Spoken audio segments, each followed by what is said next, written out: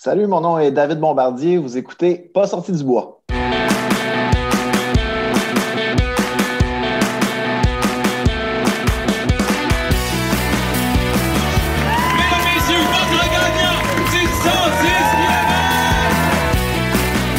Si tu commences à te sentir bien en courant un ultramarathon, fais-toi-en pas, ça va passer. Grand champion du 125 km!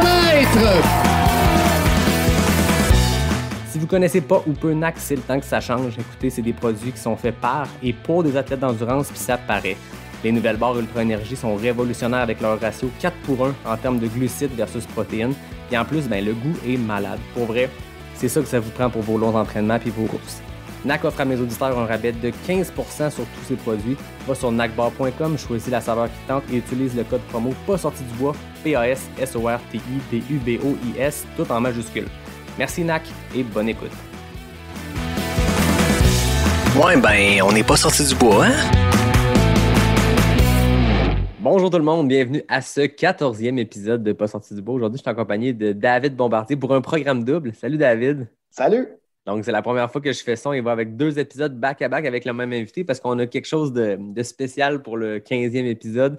On aura le temps d'en jaser plus en profondeur, mais pour l'instant, on se fait un épisode classique où on va parler avec David, qui est un coureur qui est bien connu dans la communauté de trail au Québec. Mais avant toute chose, la question la plus importante, qu'est-ce que tu bois, David? Moi, je bois une IPA test de la microbrasserie Ciboire. Moi, je suis à Sherbrooke, donc le Ciboire, c'est notre microbrasserie par excellence. Et j'ai choisi un verre du Québec Mégatrail, mon verre de finisher de 2018, un verre de circonstance. Ah, c'est excellent. Ça, moi, de mon côté, j'ai une Best Bitter anglaise. Puis je tiens à remercier mon partenaire pour les 12 prochains épisodes, les 11 en fait. C'est les boutiques Cheers, ceux qui ne connaissent pas ça à Montréal. C'est un dep de bière. Ils ont une sélection de microbrasseries qui est vraiment très, très large, des produits exclusifs. Fait que c'est vraiment intéressant. C'est pour les gens de Montréal. Donc, je sais que j'ai beaucoup d'auditeurs dans la métropole. Donc, si vous ne connaissez pas Cheers, allez voir ça. Ils peuvent vous livrer de la bière le jour même si vous commandez avant 16 heures. Donc, c'est super intéressant. Puis merci Cheers. Grâce à vous, je découvre la brasserie Mille-Îles de Terrebonne avec une petite couleur brune qui va faire référence à ce qu'on va parler un peu plus tard. Mais avant d'entrer dans ce plan de marde-là qu'on va enregistrer la semaine prochaine, parle-moi un peu de toi, David. Les gens te connaissent, je pense, assez bien dans le monde du trail au Québec, le monde de la course au Québec. Mais pour ceux qui te connaîtraient un peu moins, parle-moi de toi, de ton parcours de coureur, de ton parcours de vie. Moi, j'ai jamais été très sportif. Je recule dans mon enfance. J'ai toujours été bon à l'école. J'ai toujours voulu aimer avoir des bons résultats. Je faisais ce qu'il fallait. Mais dans les sports, j'étais dans la moyenne. Fait que c'est peut-être pour ça que j'ai pas été un grand sportif ou quand j'étais jeune, peut-être parce que je n'étais pas assez bon pour performer, être au maximum, être parmi les meilleurs en tout cas. Donc, tu sais, j'ai joué au soccer, j'ai fait quelques sports d'équipe, mais toujours dans la moyenne. Ensuite de ça, vers le début des années 2000, moi j'ai 41 ans, donc début vingtaine, je me suis mis à faire plus de rando. Là, j'aimais ça me retrouver dans le bois, faire, mettons, Mont-Lafayette, Mont-Washington. J'ai voyagé un peu aussi à ce moment-là. Guatemala, j'ai fait quelques volcans, quelques ascensions. Cool. Pérou, j'ai fait l'Inca Trail. Puis là, je tripais vraiment. L'Inca Trail, les gens avaient des porteurs. C'est sur 4 jours. Moi, j'ai dit non, je le fais moi-même tout seul avec mon pack-sac sur le dos, avec tout mon stock. Puis j'étais en avant, puis je finissais toujours, chaque jour, j'étais en avant de tout le monde. Fait que j'étais comme, OK, là, on dirait que je suis dans mon élément, tu sais. Tu avais un bon background d'aventurier avant de te mettre à courir dans les trails. Déjà comme marcheur, comme hiker, tu étais performant.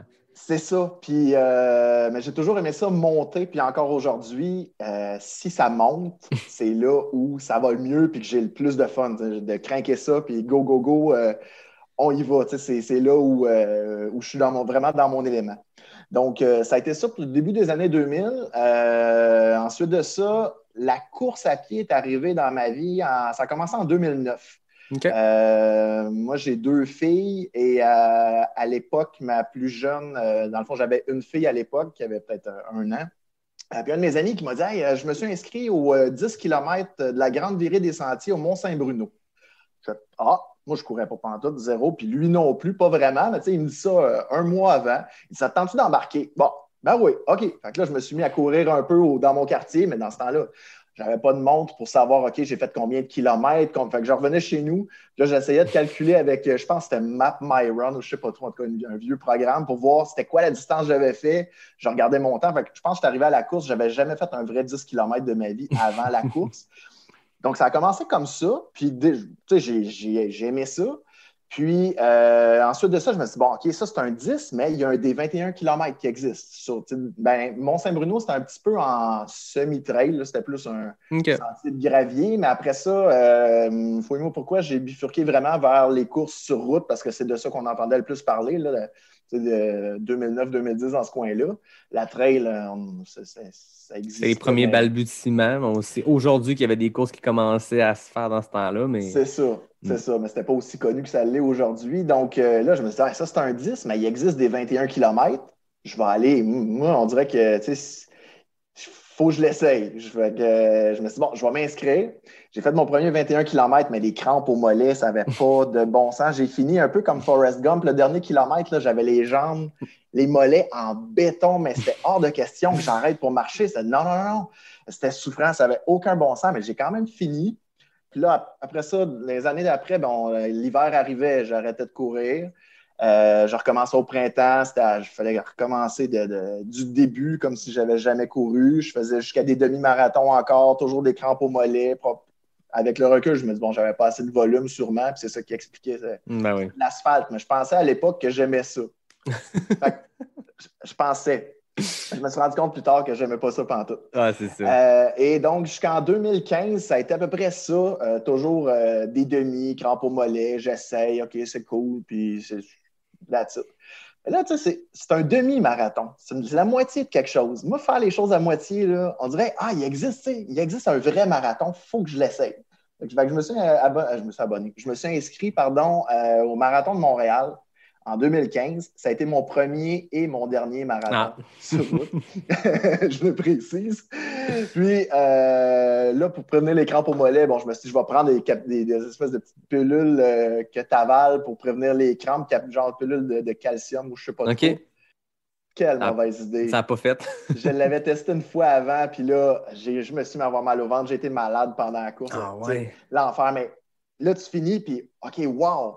Je suis marathonien. J'avais l'impression d'avoir gravi l'Everest. Tu as updaté ton LinkedIn, tu es rendu David Bombardier, marathonien. Voilà. C'est comme le standing. Ah oui. Puis... c'est un accomplissement, peu importe le temps que ça prend, peu importe comment ça se passe, si ça se passe en vomissant ou pas.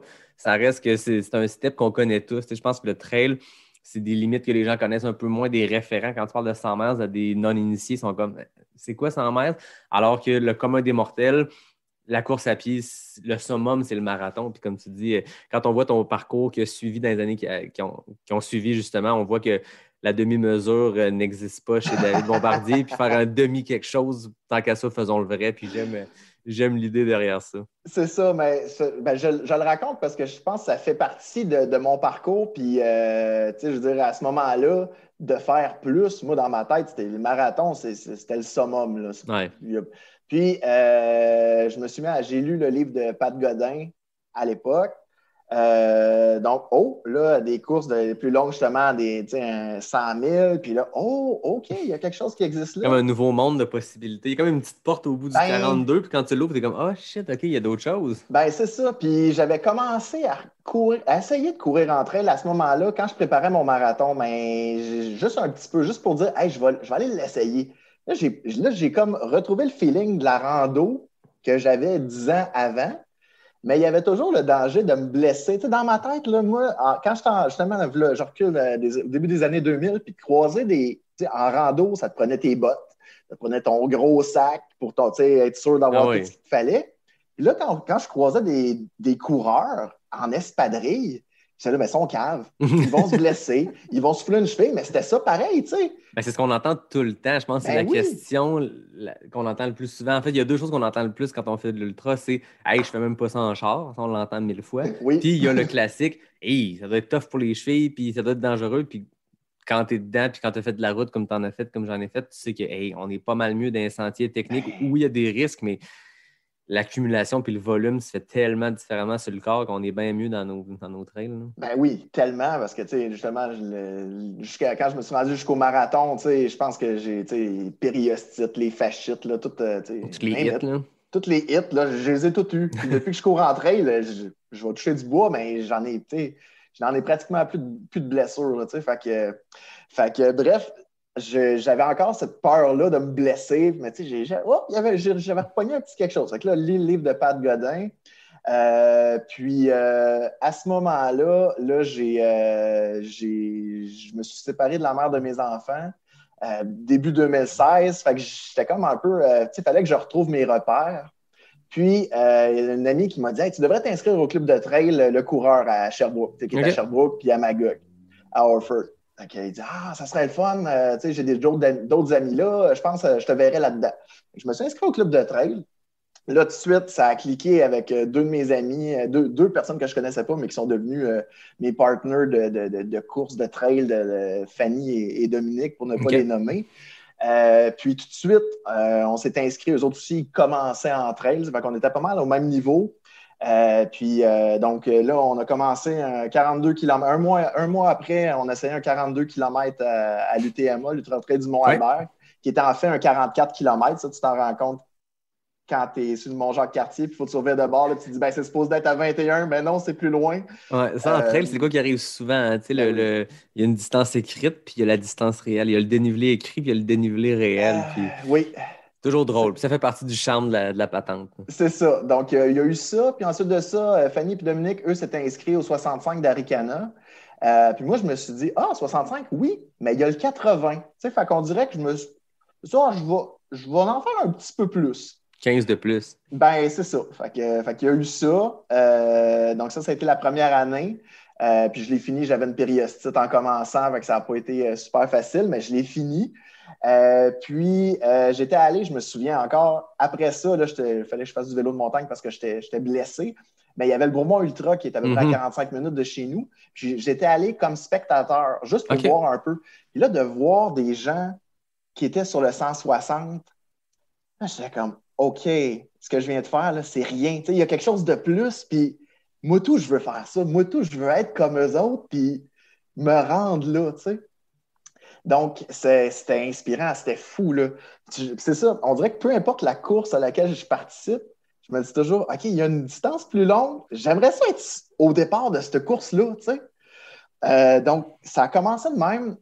2017, là, j'avais fait un 80. 2017, j'avais en tête, j'ai refait quelques courses plus, avec moins de kilométrage, dont Bear Mountain dans l'État de New York, une course qui n'existe plus. Je ne sais pas si tu as eu l'occasion d'y aller, mais ça, c'était comme le rendez-vous des Québécois au début du... c'est la course qui est en fin mai, qui fait comme lancer la saison.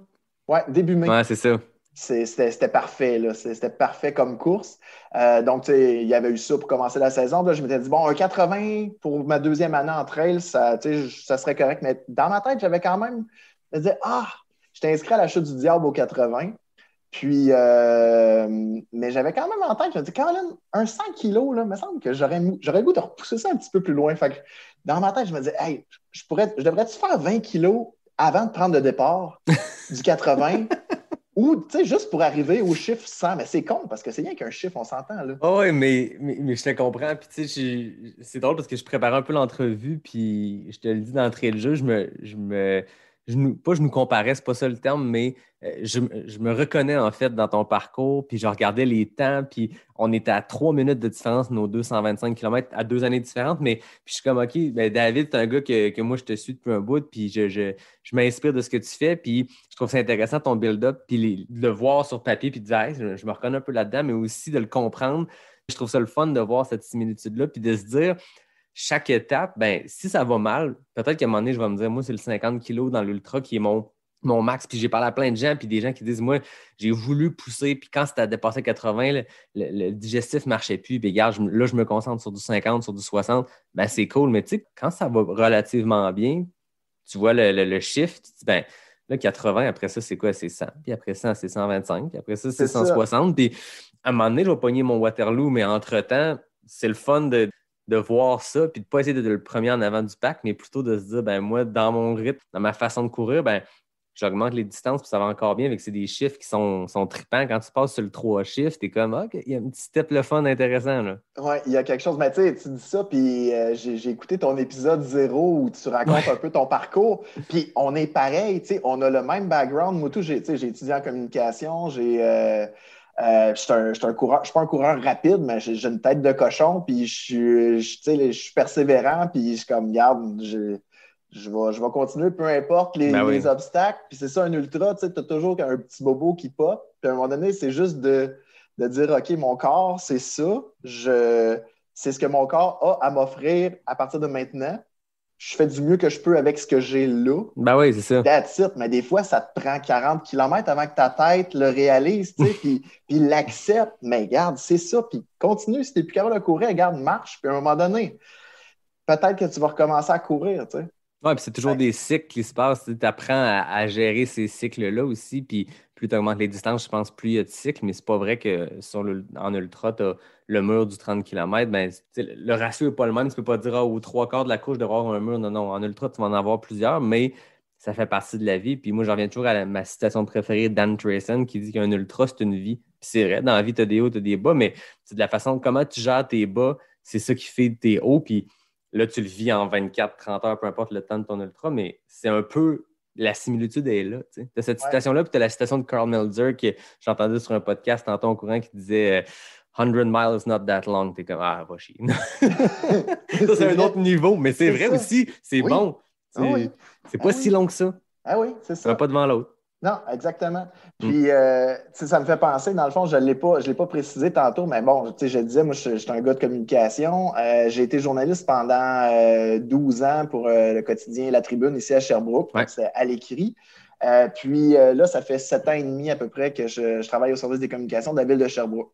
Fait que mon blog, je l'ai parti après mon premier et dernier marathon parce que je me disais... Hey, le blog un pas à la fois, je me disais, quand même, on dirait que j'ai de quoi écrire, tu sais, parce que là, moi, j'avais l'impression d'avoir vécu quelque chose d'extraordinaire, puis finalement, je me rends compte que, tu sais, là, avec le recul, à ce moment-là, oui, c'était gros pour moi, mais là, quand je regarde ce que j'ai fait par la suite, ben, je me dis, bon, c'était juste un marathon, tu sais, là, je vais faire ça en training pour le fun, puis dans le bois, mais tu sais, c'était gros, puis bon, fait c'est là que j'ai lancé mon blog, puis j'avais le goût d'écrire sur ce qui me faisait triper, puis là, ça m'a amené, c'est ça qui fait un peu que que tu me dis, ah, t'es connu là, dans le monde de la trail, mais tu sais, c'est à cause de mon blog, puis de ce que je connais en communication, j'ai fait en sorte que, tu sais, j'ai poussé un peu pour que, justement, avoir de la visibilité.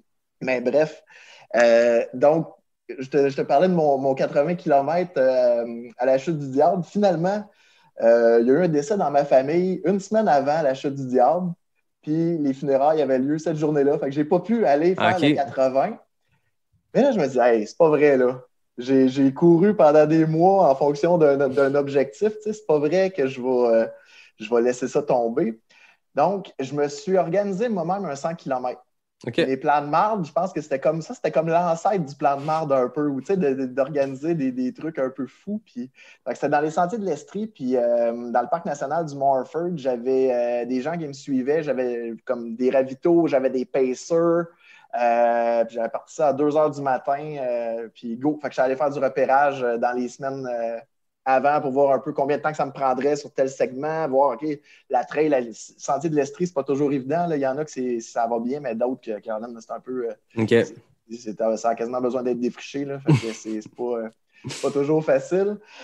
Puis pendant cette course-là, finalement, ça m'a pris 18 heures, mais j'ai vécu des affaires incroyables. Là. J'ai croisé un orignal, je l'ai flatté. Ah ouais?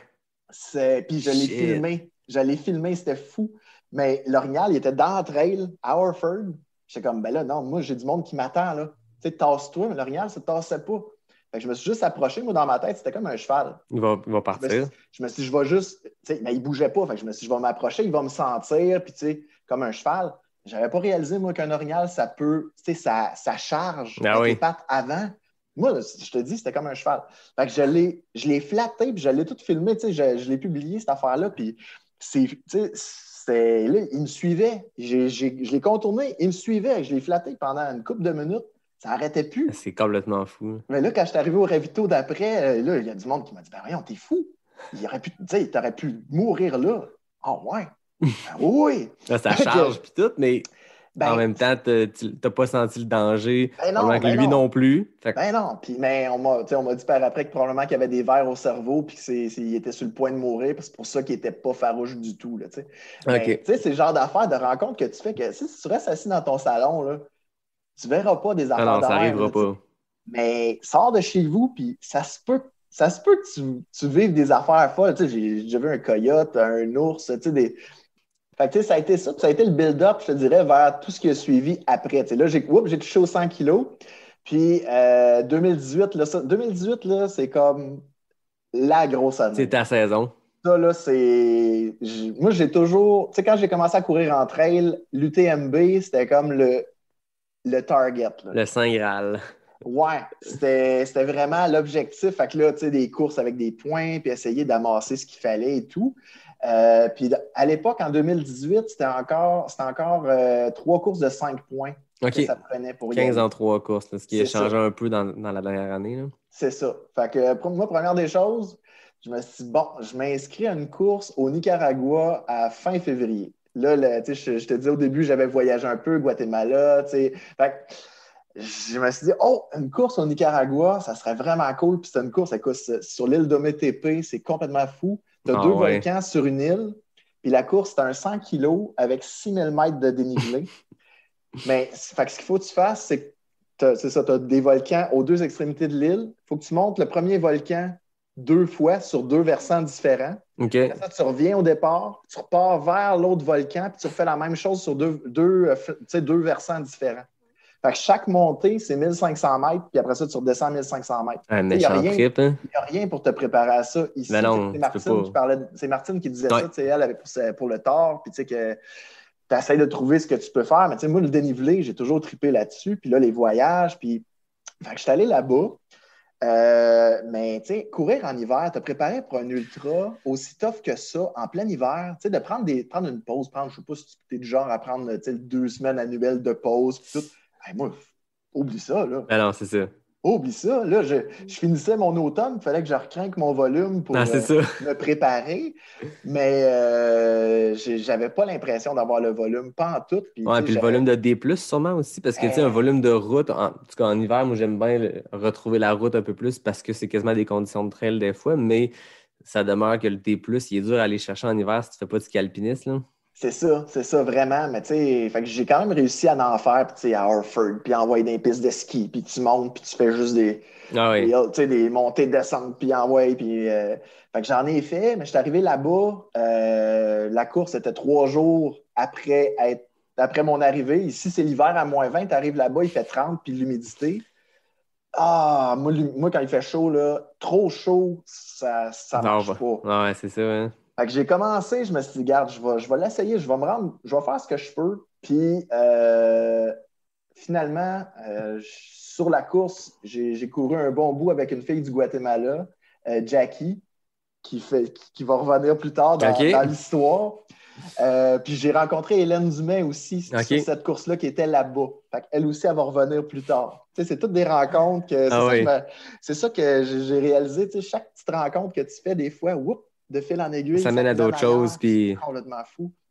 Fait que finalement, cette course-là, moi, dans ma tête, j'ai abandonné à mi-parcours parce que j'étais brûlé, ça allait pas, puis c'était tough. Puis j'avais croisé c'était un Suisse allemand, je pense, un armoire à glace qui, sur la course, lui, la veille, il avait fait une survival run à la même place. C'était comme un 100 kilos, mais avec des épreuves. OK. Complètement craqué. Puis le lendemain, il s'était rembarqué sur 100 kilos. Puis lui, il m'avait demandé comment ça va. Je pense que je vais abandonner à mes parcours. Puis la phrase qu'il m'a dit, c'est « You're stronger than you think ». Juste ça, écoute, ça m'est resté dans la tête. Là, j'ai fait « OK, je l'essaye ». Fait que finalement, j'ai réussi, mais tu sais, écoute, j'ai halluciné des serpents. Moi, les serpents, c'est ma phobie. Puis j'avais croisé des Québécois là-bas qui en avaient vu sur le premier volcan où je m'en allais. Ils s'étaient pris en photo avec, mais tu sais, il y a une espèce de boa de la mort. Là, j'étais comme, voyons, je m'en vais là-dedans, moi, là. Tu sais, t'es dangereux. Moi, c'était ma phobie. Fait que C'est un autre game après l'Orignal. Là, c'est comme Oui, un c'est petit step ça. de plus. Fait que j'en ai halluciné un vers la fin de la course. C'était n'importe quoi. Puis finalement, c'était juste un bout de bambou, mais tu sais, c'était. Puis là, vers la fin, je me disais, bon, OK, j'abandonne dessus ou je continue. Puis je me disais, je vais faire une montée de volcan, je vais aller chercher une roche volcanique pour mes filles en haut. Ça va être ça. Tu sais, premier target. Puis là, finalement, en redescendant, j'étais comme, hey, là, je suis plus capable, ça n'a pas de sens. Là, je venais d'halluciner. Je me disais, OK, ou bien j'abandonne là, ou bien j'essaie de dormir un peu. Là, mettons que j'abandonne, il me restait comme 9 heures pour finir la course, puis ça me prendrait à peu près 4 heures pour la finir. Je vais tellement m'en vouloir si je l'essaye pas. Ah, c'est clair, hein? Je vais faire quoi? Je vais aller me coucher dans ma petite chambre de. Voyons.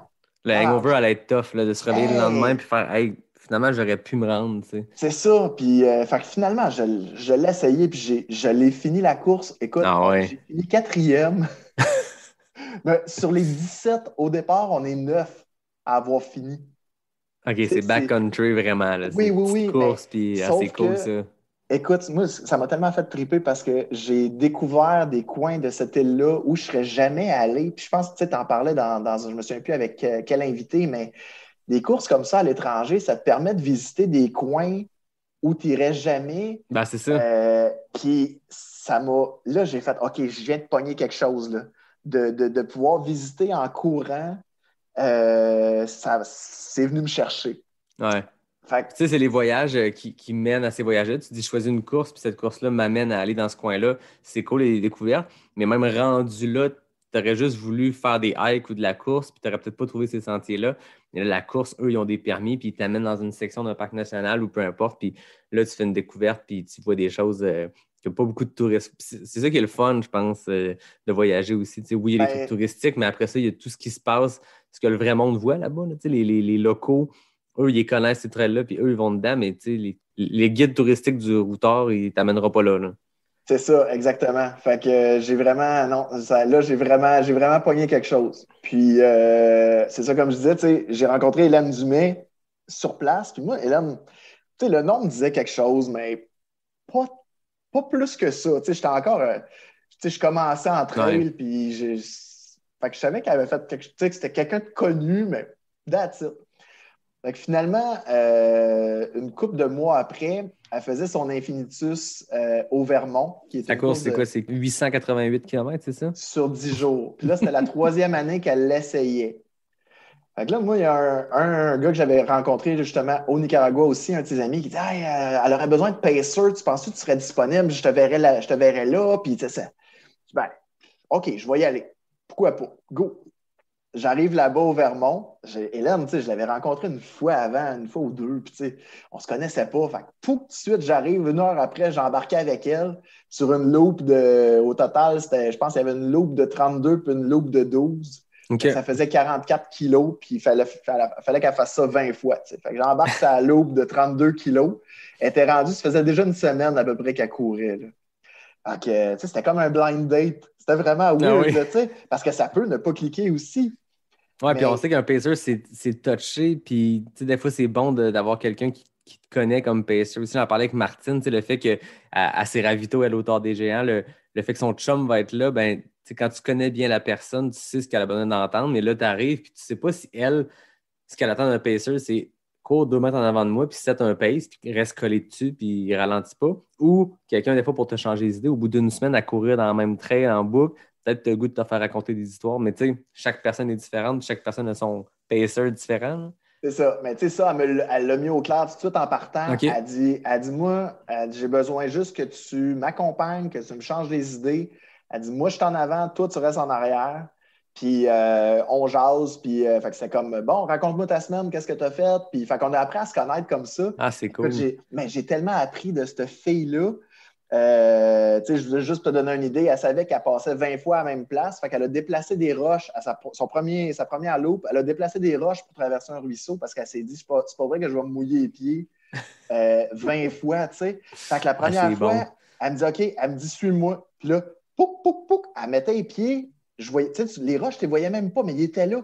Comme dans un film où. Il y avait juste la semelle qui allait dans l'eau, et qu'elle savait qu'elle allait pas se tremper le pied au grand Hey, complet. je capotais. Tu sais, comme dans un film où il n'y a rien, où c'est le vide, puis là, tu mets le pied, puis il y a une roche qui apparaît, ou tu sais, quelque chose de. Ah Comme oui. un film d'Indiana Jones. C'était fucké.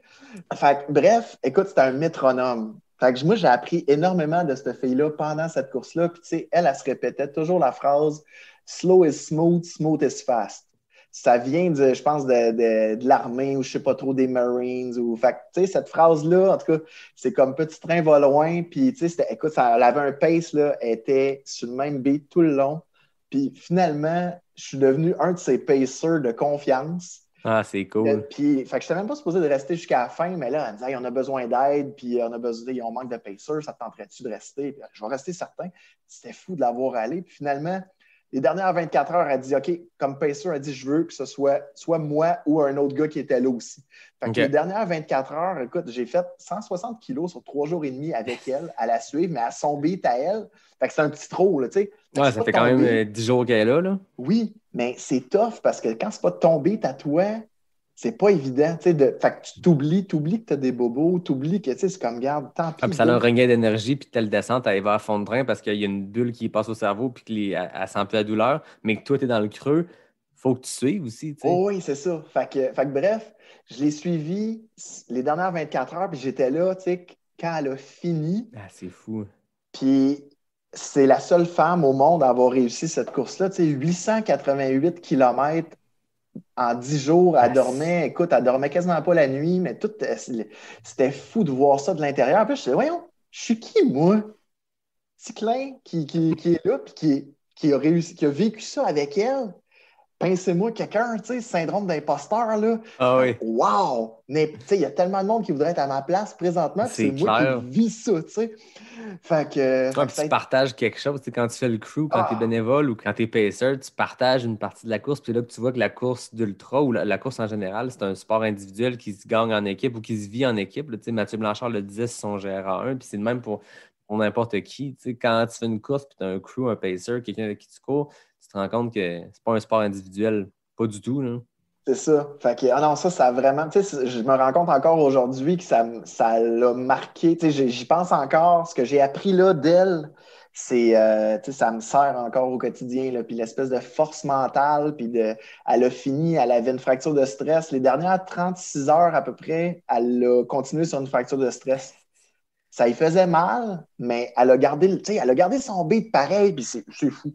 C'est juste trop fou d'avoir vécu ça de l'intérieur puis de voir toute la mécanique de ce qui a permis de qui s'est rendu là finalement avec une équipe de soutien aussi qui regardait ses temps de passage, qui disait OK, tu peux dormir tant d'heures, puis après ça, là, il faut qu'elle reparte. Puis c'était fou. C'était complètement c'était débile comme expérience. Fait que ça m'a beaucoup nourri. Fait que, il y a eu ça. Il y a eu le QMT après avec yes. Ça ici. Tu as fait le 100 kilos? Oui, à l'époque, c'était la première année qu'il faisait le 100 kilos. C'est devenu un 110 par après parce que l'ITRA a changé un petit peu son système de pointage. Il a gardé 5 points. C'est ça. Fait qu'il a fallu qu'il change un peu. Mais essentiellement, le parcours est le même. C'est juste la montée du Mont-Sainte-Anne que là, maintenant, on redescend un petit peu avant de remonter. C'est pas mal la seule différence. Ouais, c'est ça. Mais quel parcours magnifique. Ah ouais, du massif jusqu'au Mont-Sainte-Anne, sentier des Caps, sentier Mistachibo, tout ça, c'est une méchante belle track. Là. Ça, là, ça a été vrai. Moi, j'ai trippé.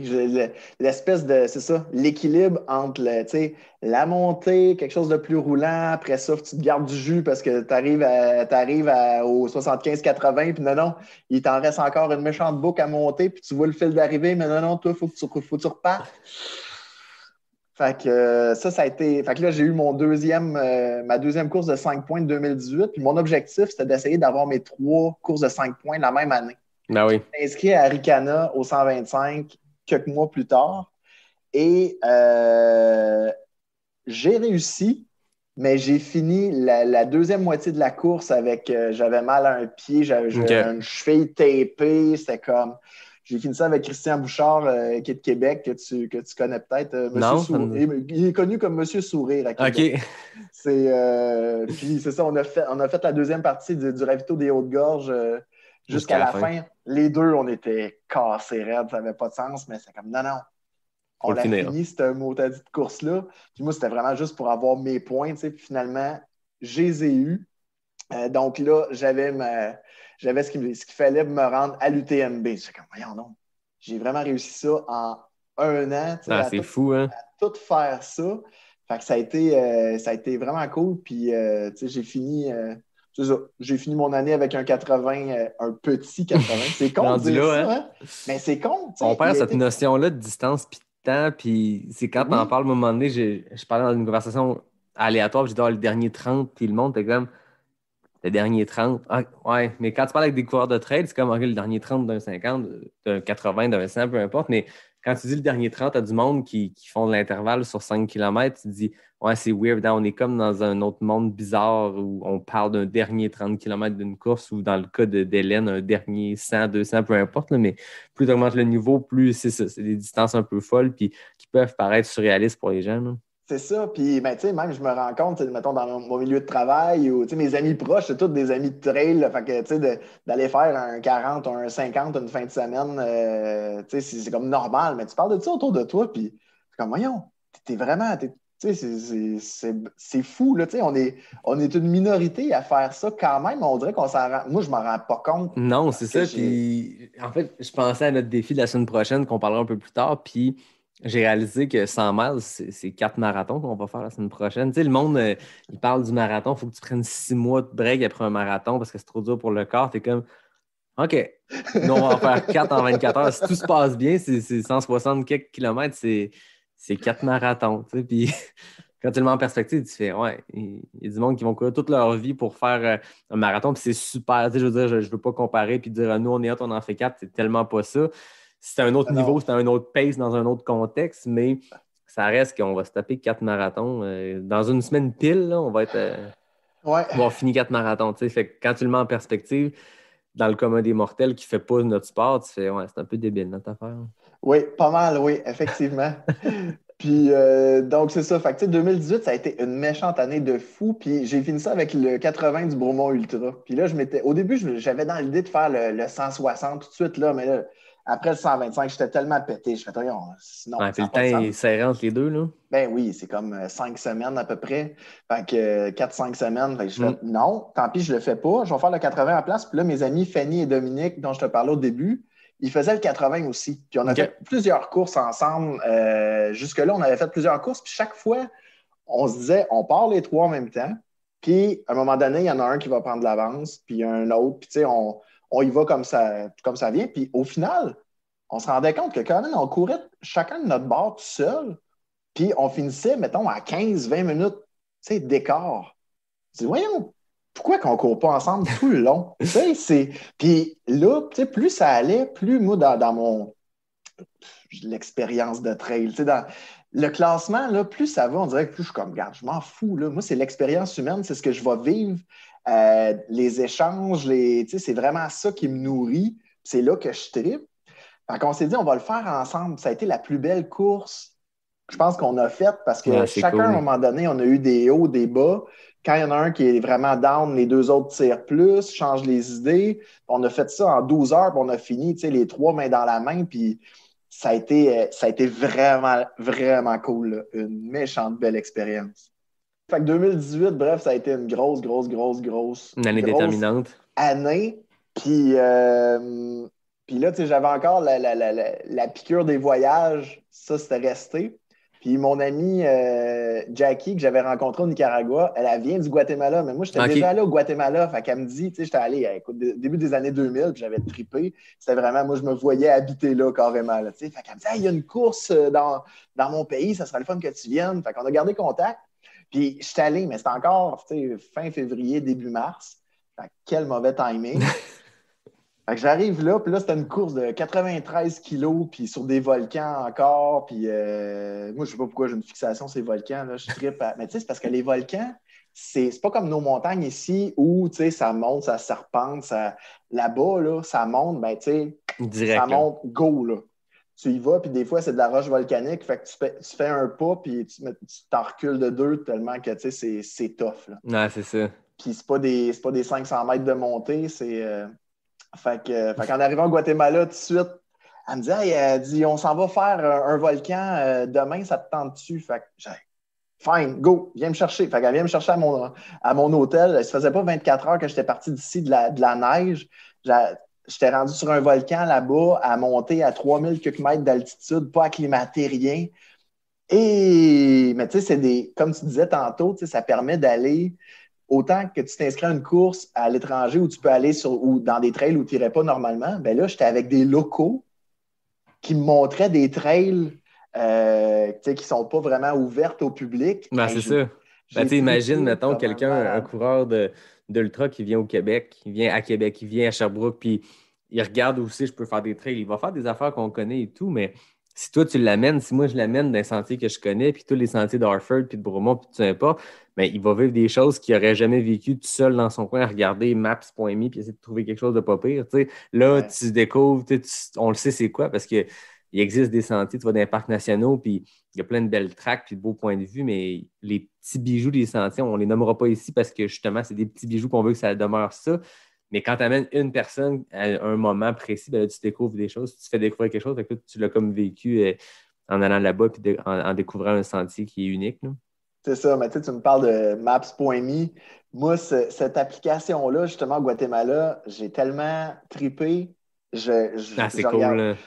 J'ai fait un voyage, dans le fond. Oui, j'avais une course, mais j'étais arrivé 2 semaines avant ma course. Fait que j'ai fait des volcans, des trails. Je partais le matin, puis c'est comme, bon, OK, il y a une trail qui existe là.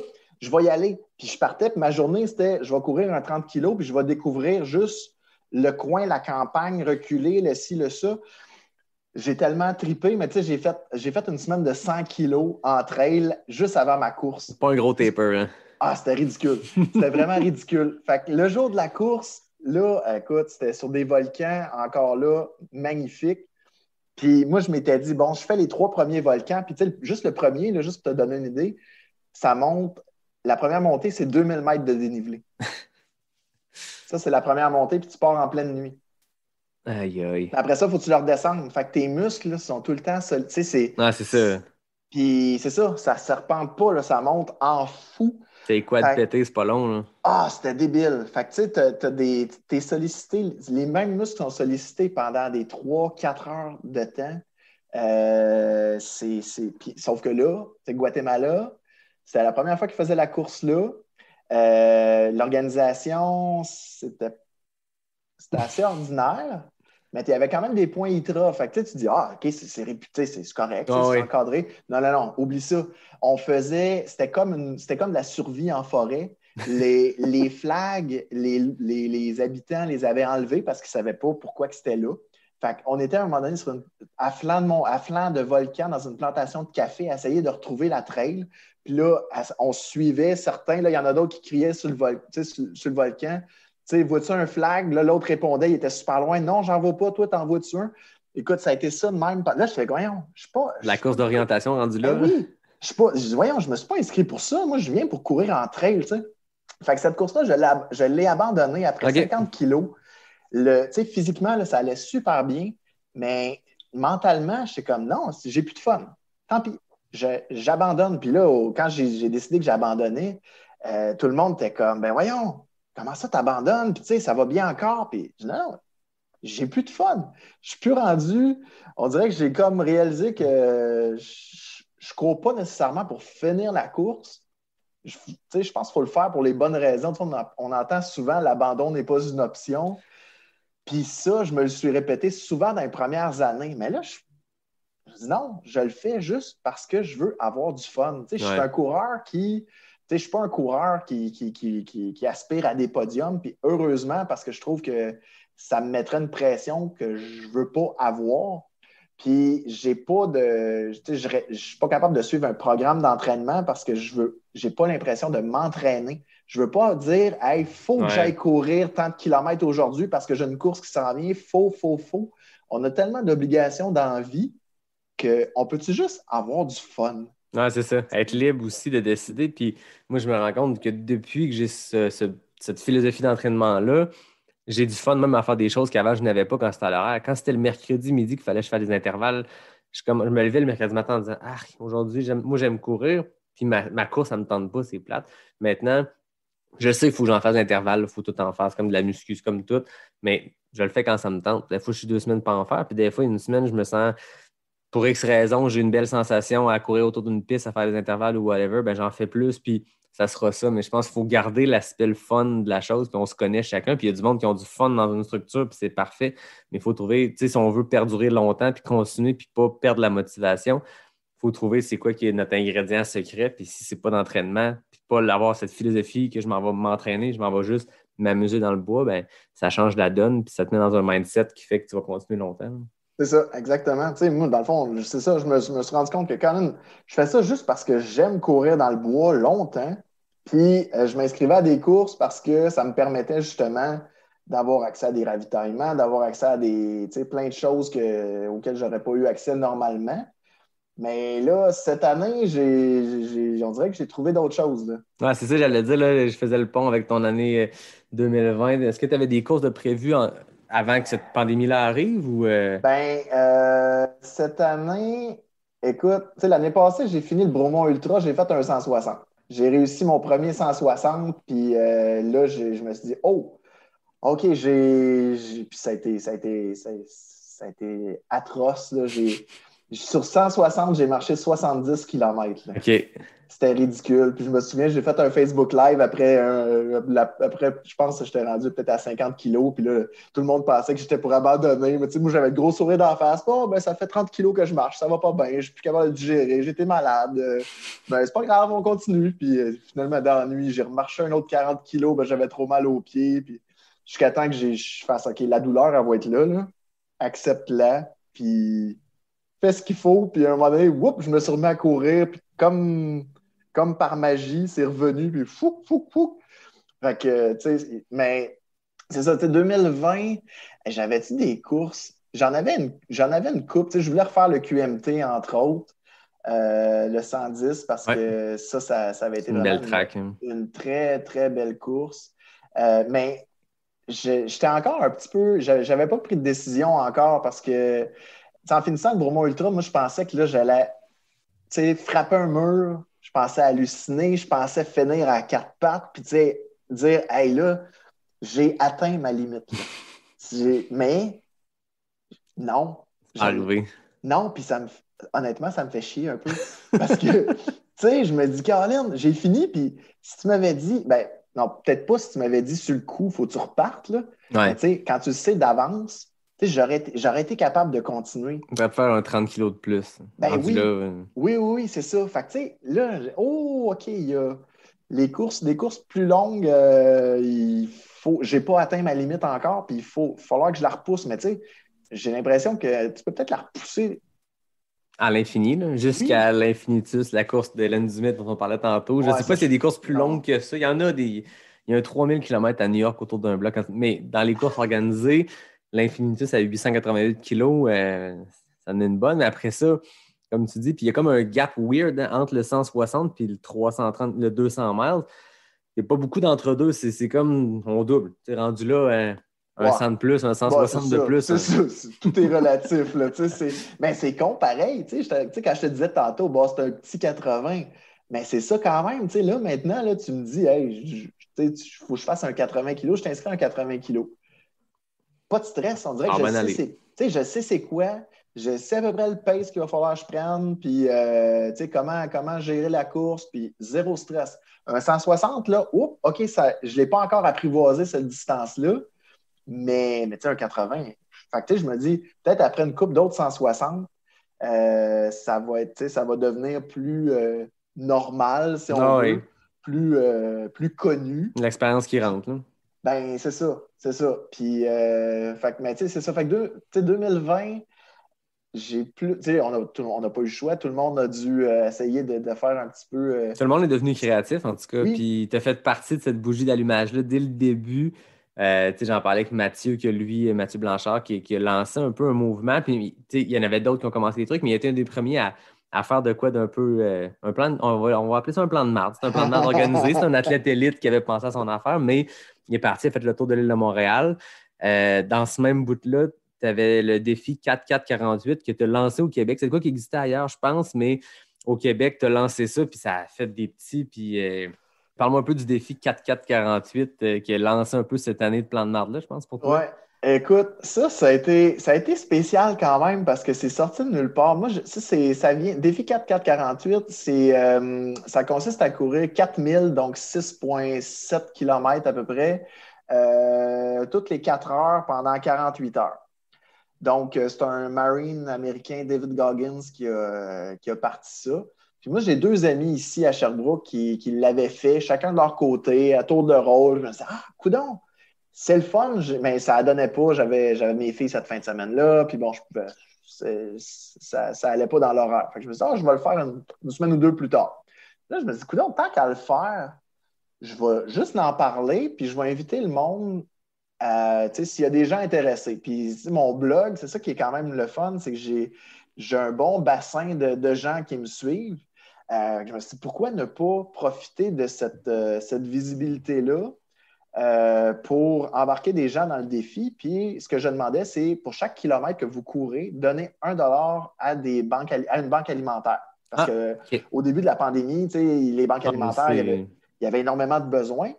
Je dis, go, on va essayer ça. Puis c'était vraiment, je disais aux gens, vous n'êtes pas obligé de le faire au complet. Essayez juste, une boucle, 2 boucles, 3 boucles. Puis, écoute, j'ai lancé ça le mercredi. Moi, je commençais ça le vendredi. Puis, en plus, je travaillais. J'ai commencé ça le vendredi je pense, c'était ça à 4 h, à 8 h du matin.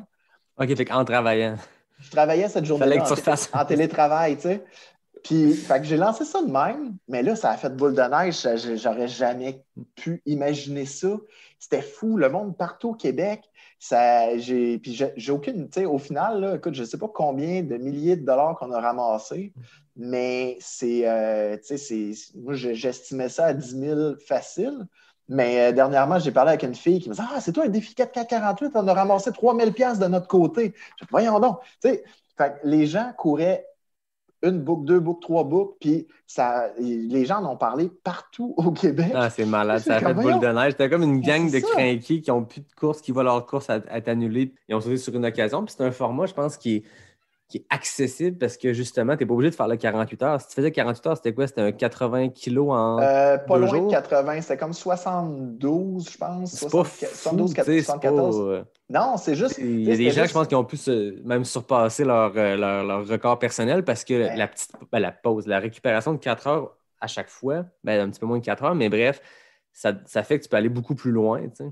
Oui, puis ça, effectivement, les gens il y a beaucoup de personnes qui ont participé qui ont dit « j'ai jamais couru une aussi longue distance ».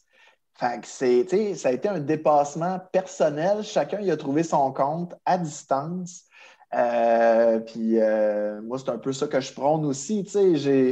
Chacun son ultra. Ben oui, ça donne. Oui, tu peux t'inspirer de gens que tu vois. Moi, je parlais d'Hélène Dumais tantôt. C'est une fille qui m'inspire beaucoup. Mais moi, je parlais de ça. Je dis, hey, toi, tu m'inspires. Elle dit, arrête. Elle dit, moi, je suis une personne ordinaire. Elle dit, moi, les gens qui m'inspirent, c'est Kylian, moi, il y en a aussi qui me disent, hey, tu es inspirant. Puis je suis comme, voyons, je fais juste courir et en parler parce que j'ai de la facilité à communiquer. Je fais juste ça. Mais chaque personne, dans le fond, est inspirée par d'autres, puis en inspire d'autres. Fait que n'importe qui... C'est une cascade, là, ça continue comme ça, puis chacun est inspiré par d'autres. C'est ça, puis tu sais jamais, ce que tu fais, comment ça peut inspirer des gens en arrière. Fait que, il faut juste être fier de ce qu'on fait, puis moi, de se comparer à soi-même, ça, c'est quelque chose que je prône beaucoup. J'essaie de voir, moi, de mon côté, là, mon objectif, c'est d'essayer peut-être d'augmenter la distance pour repousser mes limites. Mais il y en a d'autres que c'est de courir plus vite. Mais je regarde, OK, l'année passée, j'ai fait quoi comme distance totale ou comme dénivelé total dans l'année? Je suis capable de faire plus. Je me compare à moi-même. J'ai toujours en tête d'autres qui font des affaires crinquées et qui me donnent des idées. Mais ça donne rien de se comparer à de dire hey, lui est meilleur que moi. Non, regarde. Va chercher ce que tu peux, là, puis compare-toi à toi-même, puis tu vas t'inspirer d'autres personnes. Là. Oui, puis je pense que chacun trouve ses motivations partout. Puis moi, c'est ce que j'aime avec le balado, c'est l'opportunité de jaser avec un range très large. C'est pas encore annoncé, mais quelques heures avant qu'on se parle, toi et moi, j'ai parlé avec quelqu'un qui est dans les meilleures coureuses au monde. Puis son histoire est aussi inspirante, puis on peut autant prendre des apprentissages de cette personne-là qui fait des temps pas possibles et qui est inatteignable pour la majorité du commun des mortels, mais qui a des apprentissages là-dedans qui t'inspirent. Après ça, tu peux t'inspirer. Il y a des gens, moi, j'ai tellement eu des belles réactions suite à l'épisode avec Martine Marois. Les gens m'écrivaient Go, go, backpack parce que c'est quelqu'un qui sur des distances classiques d'ultra et dans la fin du pack. C'est une fille qui fight pour les cut-offs. Mais après ça, elle se tape le tort des géants. Puis il n'y a pas plus inspirant que ça. Tu te dis, Kylian inspire bien du monde, mais Kylian n'a pas fait le tort des géants. Il a fait plein d'autres affaires, mais en voulant dire, chacun trouve son inspiration. Puis je pense qu'on peut trouver l'inspiration dans des élites. Puis c'est ce qui est le fun de les recevoir ici, de jaser avec eux. Mais on peut trouver de l'inspiration dans chaque portion du pack. Chaque histoire est inspirante. Puis comme tu dis, le défi 4-4-8 ou peu importe quel plan de marde cette année qu'il y aura eu, bien, si ça peut inspirer du monde à sortir dehors, d'aller courir 5 km, puis d'avoir ça comme objectif de l'année, bien, c'est réussi. Puis quand en plus, on peut le faire comme dans le cadre du 24 heures tremblant, comme dans le cadre de ton 4-4-48 où les gens donnaient à des banques alimentaires, c'est en plus, on peut le faire pour une bonne cause. Puis que des performances ou des plans de marde permettent d'inspirer le monde à dire Hey, mais moi, je ne peux pas faire ce que tu fais, mais je vais te donner de l'argent pour telle affaire. Ben, écoute, ça fait boule de neige. Puis c'est le fun aussi, la vague des courses virtuelles qu'il y a eu cette année, parce que la plupart, tu es au profit des organismes quelconques. Puis c'est ça qui est important en ce moment. Tu sais, nous, on fait juste courir au final, mais si notre participation, puis moi, je m'en fous de la médaille que j'ai reçue de la course virtuelle qu'ils m'ont envoyée par la poste. Par contre, je sais que mon inscription, l'organisation s'est engagée à donner 80% des fonds à telle cause. Bien, ça, c'est le fun. La médaille, on s'en sert, tu sais. C'est ça. Ah ouais, t'as pas besoin de ça au final, là. Non. C'est pas de ça que tu te rappelles de toute façon. Non, mais c'est l'accomplissement après. personnel. Tu te mets un défi, tu te dis j'essaie telle affaire. Moi, ça m'a fait faire cette année des défis différents, de pas de distance, mais d'heures, d'aller faire un 12 heures consécutif. Après ça, un défi de D+, et tout ça. Fait que les organisations ont inspiré les gens à se repousser d'autres manières. Mais après ça, tu te challenges toi personnellement. Puis en plus, tu ramasses de l'argent pour une bonne cause. C'est gagnant-gagnant pour tout le monde, là. C'est ça. Effectivement. Puis, tu sais, tu me parlais des plans de marde. Tu sais, cette année, je me suis lancé aussi dans le fast packing avec mon ami Tomiane, qui est ma partner de plan de marde depuis 2 ans. Puis, on est allé en Gaspésie ensemble. L'objectif, c'était de faire un 160 km en 4 jours en fast packing. Mais tu sais, quand on dit plan de marde, là, tu me demandais, bon, c'est quoi ta définition de plan de marde? On dirait, je sais pas, c'est juste de se lancer, de s'embarquer dans quelque chose, mais d'essayer de peaufiner, d'être préparé, mais il y a tout le temps de quoi qui arrive qui fait que, oups, faut que tu. Fait que, tu sais, ce plan de marde-là, le 160 kilos, écoute, moi, j'avais un sac à dos que j'avais jamais essayé avant de partir pour notre 4 jours. J'ai eu mal aux épaules, ça n'avait aucun bon sens. J'avais jasé avant ça avec René Morissette puis Mathieu Fortin qui en avaient fait, eux, c'était l'année d'avant. Dans Charlevoix, entre Québec puis Charlevoix. Ouais, fait de la traversée de Charlevoix et tout ça. C'est ça. Puis... Fait que j'avais parlé beaucoup avec René qui m'avait conseillé, puis les autres, là, tout était calculé, puis les grammes, puis qu'est-ce qu'il faut que tu consommes de calories par jour. Hey, moi, j'étais là, OK. Au début, je m'étais dit, bon, je vais quand même essayer de calculer mes affaires. On pourrait se laisser un sac de bouffe à telle place. Tomiane, elle m'a dit, non, hey, t'es bien trop organisé, là. Calme-toi. Fait que j'ai fait, OK, je vais me calmer. Mais finalement, je me suis trop calmé.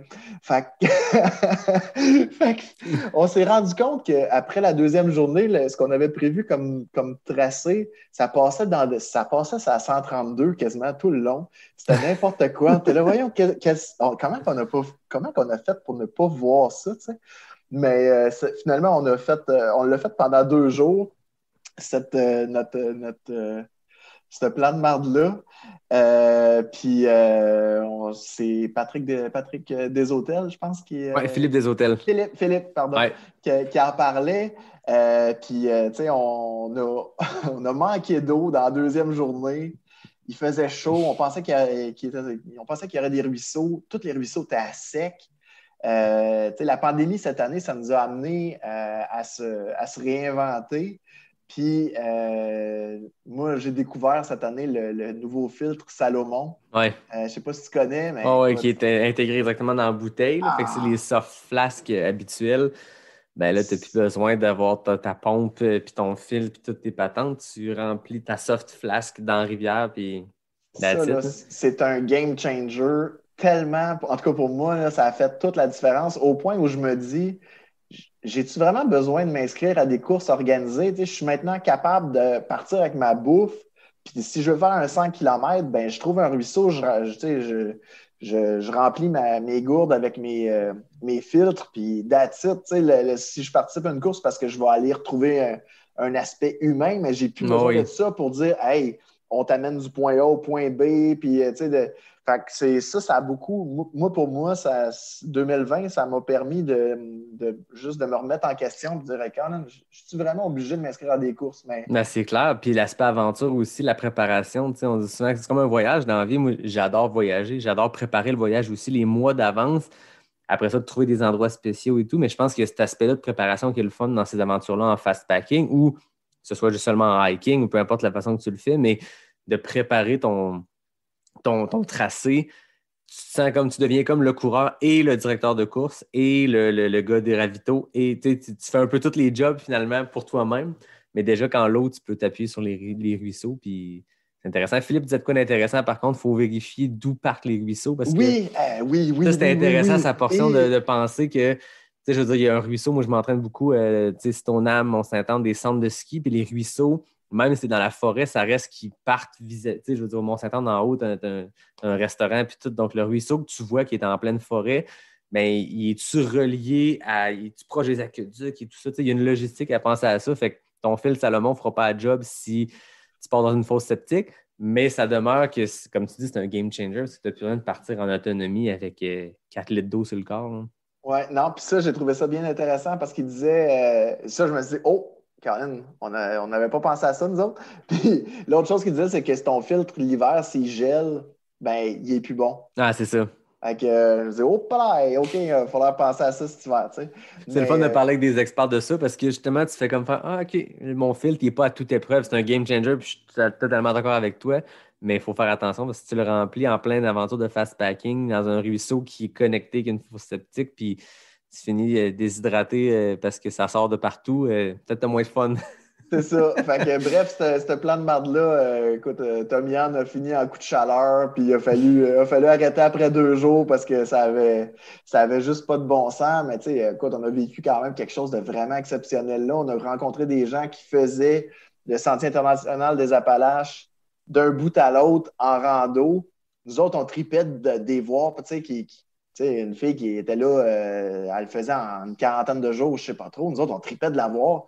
Puis elle tripait de nous voir aller puis d'être capable de courir sur le sentier. Fait que, tu sais, chacun, on s'inspirait mutuellement.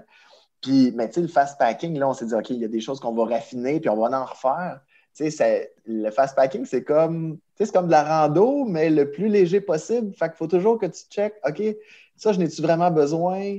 Ah, je suis capable de couper là-dessus? Jusqu'où je suis capable d'aller? Fait que c'est de trouver le juste équilibre parce que, dis-moi, si tu as 2-3 livres de trop, tu le traînes sur ton dos, clair. c'est pas pareil. Là, sur 160 km en 4 jours, mettons, sur un trip comme vous planifiez, ben, ça reste que ton 3 livres de plus, ben, chaque pas que tu fais, c'est 3 livres de plus sur ton genou, sur ta cuisse, sur ta cheville. Fait qu'il faut penser à ces choses-là. Là. C'est ça, mais tu sais, comme tu disais, d'être un peu un directeur de course, puis d'être capable de tout organiser ça, puis de voir OK, le parcours, puis ci, puis ça, puis c'est un autre monde. Là. Il y a vraiment quelque chose là que moi, c'est sûr que je vais continuer à en faire, puis à essayer de raffiner un peu la technique, puis de continuer de m'amuser par moi-même sur plusieurs jours. Là,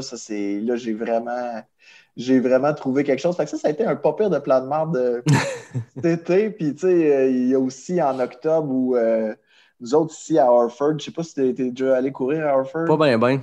OK. Il y a la traversée du parc du Mont Harford. Ouais. Dans le fond, c'est le parcours du Five Peaks.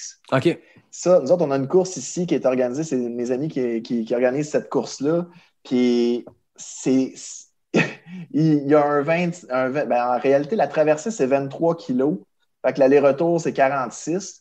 Mais puis ça se fait, il y a une course, justement, le Five Peaks, puis ils se vendent comme étant ils disent c'est un 50, mais en réalité, c'est un 46. Mais c'est le 50 le plus lent au Québec parce que c'est technique, ça n'a aucun bon sens.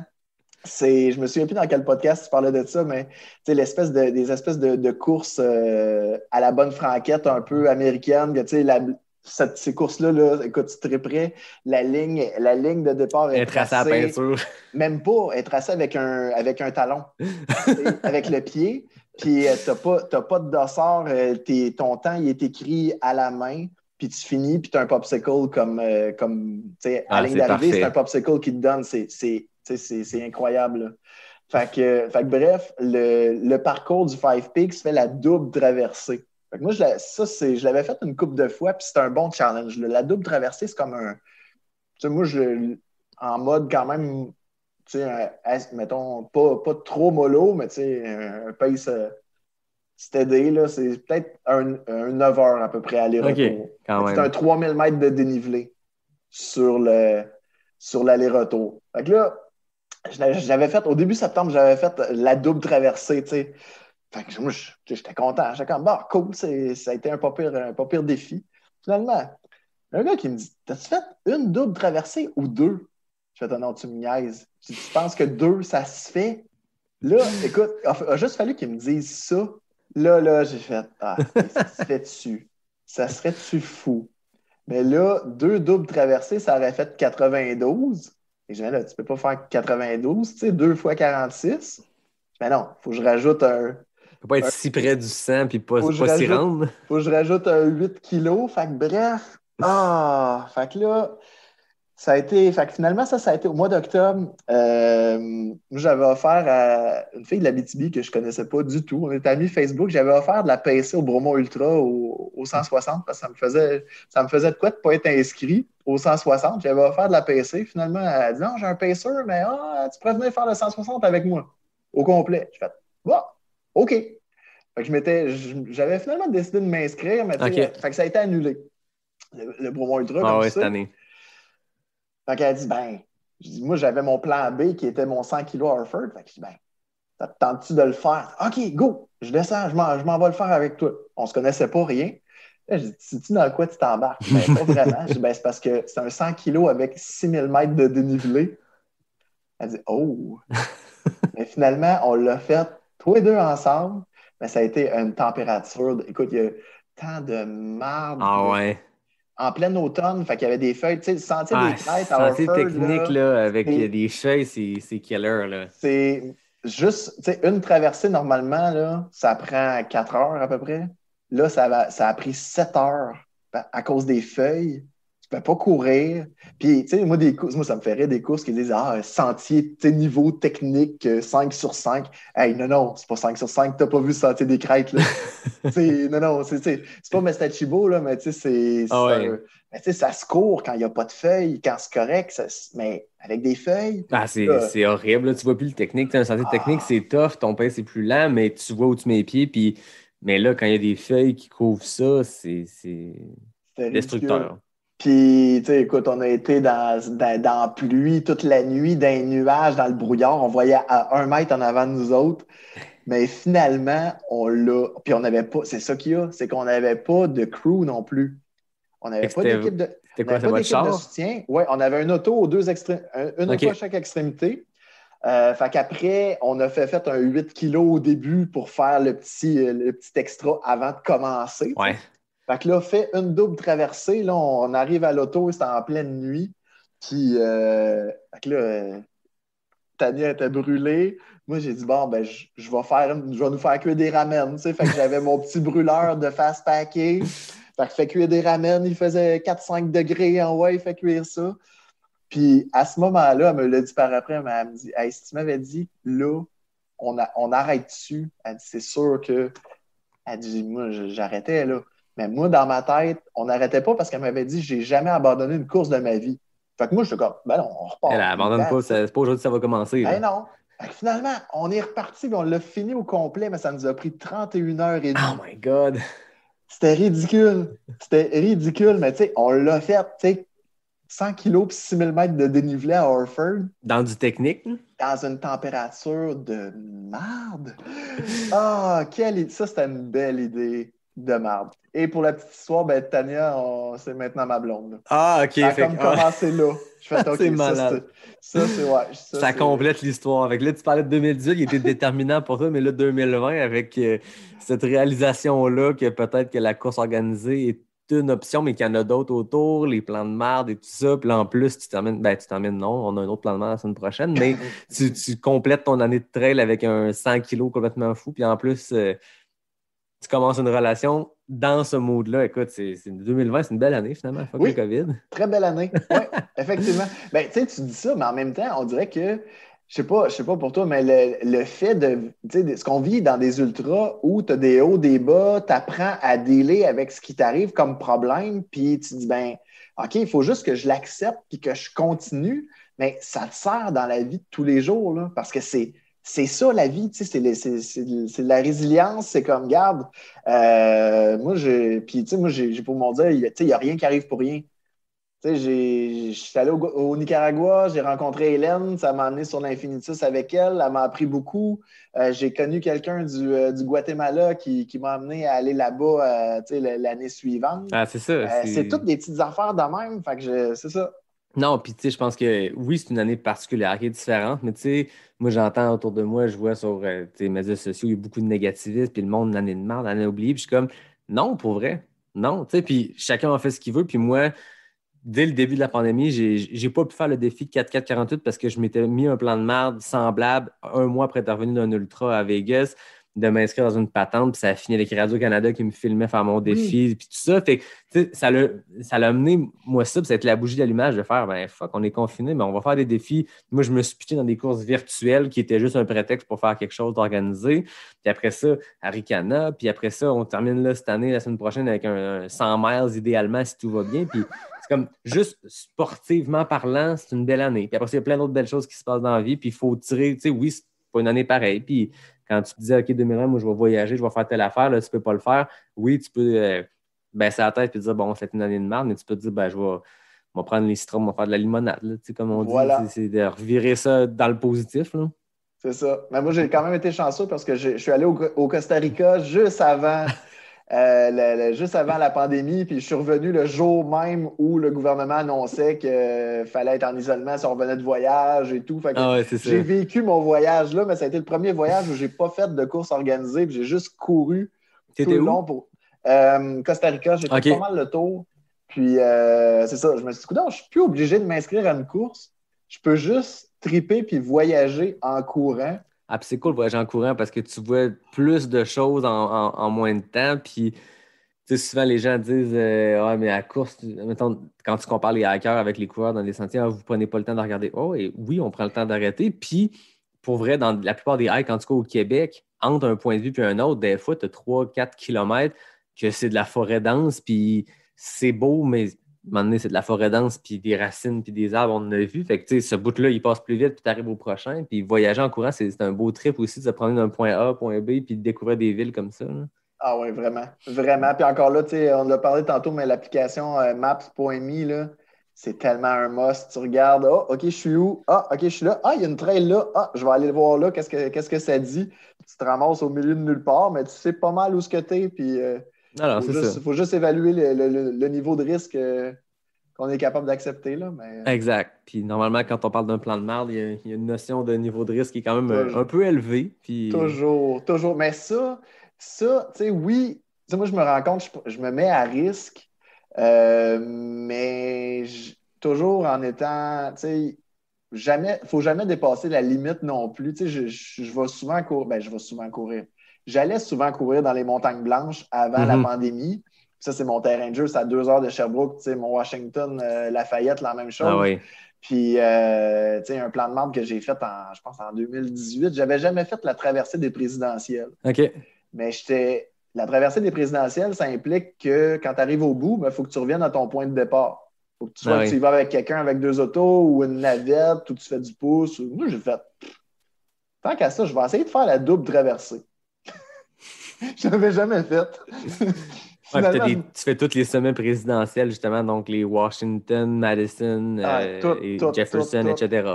Mais finalement, en arrivant au bout à Madison, j'ai fait OK, là, faudrait que je redescende jusqu'à la route, puis je remonte, puis là, il y avait des risques d'orage, puis là, j'ai fait hey, non. Fait que je suis revenu à mon point de départ, mais j'ai quand même fait tous les sommets, puis je suis revenu.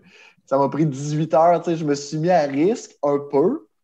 Mais tu sais, tout en repoussant tes limites. Puis tu sais, les whites, tu y vas, puis des fois, l'hiver, moi, j'y vais l'hiver aussi d'habitude. Ah ouais. Puis des fois, la météo, là. Ah, c'est rough, là.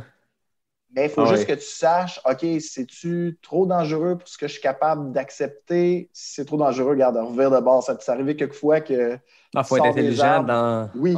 dans nos plans de marde. Moi, je me rappelle, ça me fait penser à ton histoire que l'année passée, je m'étais fait un week-end choc dans les Whites tout seul. Là, je pars à l'aventure. Puis mon but était de faire Adams, Washington puis Jefferson dans la même journée, les trois. J'arrive en haut de Jefferson, puis c'est l'apocalypse. Là, je veux dire, tout est glacé. C'est comme des roches avec des précipices entre Ah, chaque, puis tu sais pas c'est quoi. Puis là, c'est des Inukchuk pour te diriger jusqu'en haut, puis t'en vois pas tellement il y a du brouillard intense. Je redescends, je fais, ouais, je vais peut-être laisser faire Adams pour aujourd'hui. Je suis allé faire Washington par l'auto-road parce qu'à ce moment-là, la road était ni ouverte. Les sentiers n'étaient pas ouverts aux piétons à ce moment-là parce que c'était encore le printemps puis ça dégelait, mais l'auto-road n'était pas encore ouverte, fait que j'ai pu le faire par là. Mais à un moment donné, tu pars d'un plan de merde, c'est beau sur papier, mais quand tu arrives et tu crains pour ta vie, je veux dire, moi, cette fois-là, il faisait 20 à la base de Washington. J'étais en short, j'étais en t-shirt, j'ai un petit coup de vent dans mon pack-sac. Rendu en haut de Washington, c'est juste 13 km de course, 1700 de montée. Tu arrives en haut, puis il fait moins 30, ton sel. Tu peux même pas prendre la photo à côté de la pancarte, vous êtes en haut de la truc. Ton sel est gelé, puis il est fini, tu sais. À un moment donné, il faut être intelligent dans nos plans de merde, malgré tout. Là. puis pour une fois, tu devais être tout seul en haut avec la Il n'y pancarte. avait aucun touriste, le Il n'y avait pas de classique. Moi, file tout ce que d'attente. je connais, tout D'habitude, ce il y a que une je file connais. d'attente, là, c'est ridicule. Ah oui, Un tu gros parles à n'importe parking. qui est allé hiker le Mont Washington, puis c'est comme cette drôle de dualité-là que toi, tu viens de la monter dans des trails techniques, c'est intense, tu viens de monter 1800 des plus en trail. Tu arrives en haut, puis tu as des gens qui sont montés en char qui mettent un sticker sur leur auto de ce char a monté Mont Washington. En Puis ça prend des Gogoon. photos, puis il y a des restos, puis c'est un drôle de clash. Mais non, je te confirme, cette fois-là, j'étais seul au monde. Puis justement, je ne suis pas resté longtemps parce qu'à un moment donné, tu te dis, il y a des limites à se mettre dans la marde. Là. C'est ça, exactement.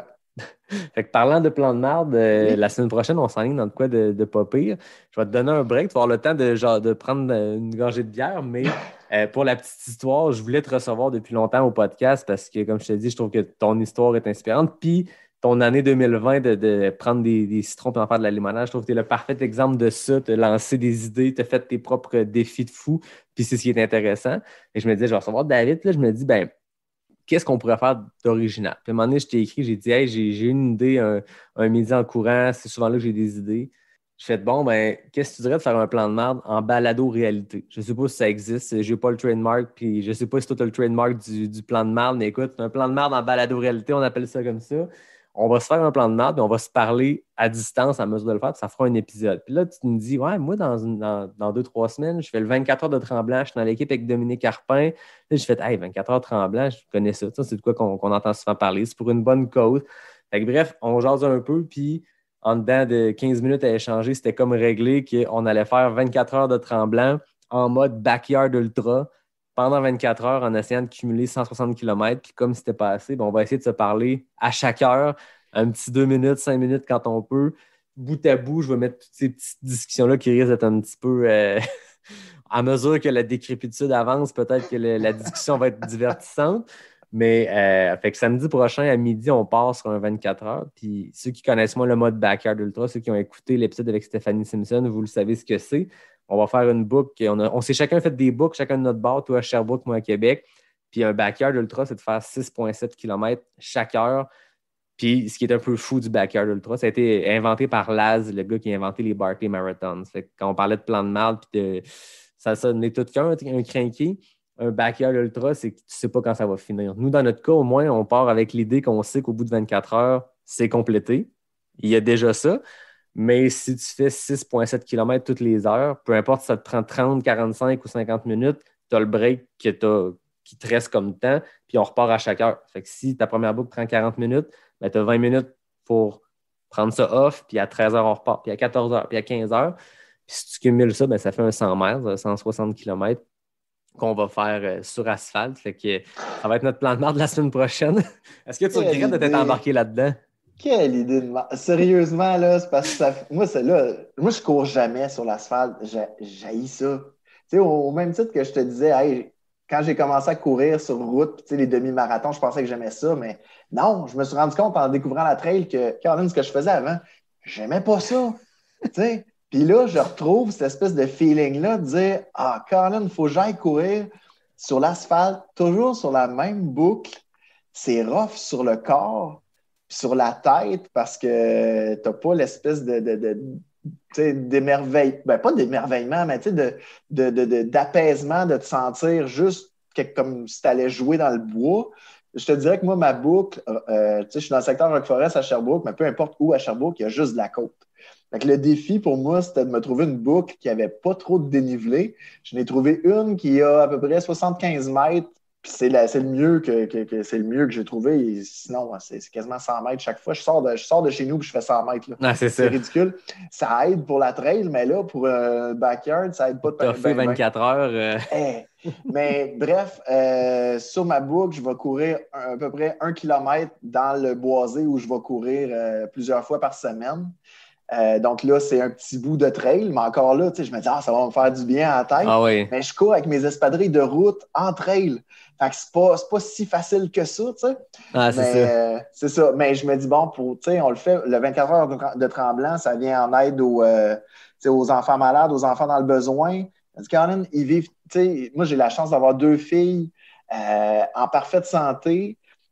Puis après avoir lancé ça, qu'on faisait ça pour le 24 heures Tremblant, j'ai des gens que je connais qui m'ont écrit hey, moi, mon gars, il y a telle maladie, puis telle chose, je vais t'encourager. Puis là, oh, OK, là, on dirait que tu finis par réaliser que, Caroline, c'est une chance que, je savais déjà, mais c'est une chance que j'ai d'avoir des enfants en santé. Mais donc, de le faire pour des enfants malades, puis là, en plus, des enfants que je connais, 24 heures, c'est quoi dans une vie? Là, je pense que c'est la moindre des choses d'essayer au moins d'aller le plus loin possible. Puis moi, en tout cas, personnellement, je me dis, dans le pire des cas, tu as un backyard, si tu ne réussis pas le cut-off puis que tu ne réussis pas à faire ta boucle de 6,7, normalement, tu arrêtes.